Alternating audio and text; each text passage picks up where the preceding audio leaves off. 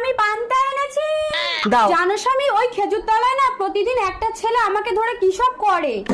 আচ্ছা তুমি এখানে দাঁড়াও, কোন ছেলে কি করে আমি গিয়ে দেখছি। ওভাবে যেও না স্বামী, পুরুষ মানুষকে দেখলে ওই ছেলেটা লুকিয়ে যায়। তাহলে তোমার শাড়িটা দাও, আমি পরে মেয়ে সেজে যাবো। रुको जरा। কি ব্যাপার, এত দেরি হয়ে গেল, স্বামী এখনো আসছে না কেন? কই দেখি তো। হারামজাদা উল্টে মেরে দিয়েছে গো। স্বামী ওঠো, স্বামী ওঠো। ও বউ, তুমি আমাকে থানায় নিয়ে চলো, আমি রেপ কেস করবো। এই দেখি কি করেছে।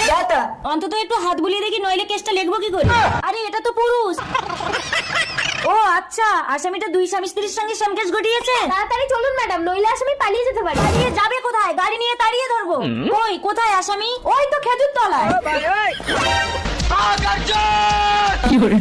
একদম পালানোর চেষ্টা করবি না আসামি, নইলে কিন্তু গুলি করবো। এই হ্যান্ডস আপ। পুরুষ মানুষকে রেপ করিস? এই কই রে তোর মাল কই? আরে আমার হ্যান্ডেল ভাঙা, মালটা হ্যান্ডিক্যাপ, কিন্তু ওদিক থেকে পুরো খাপা খাপ।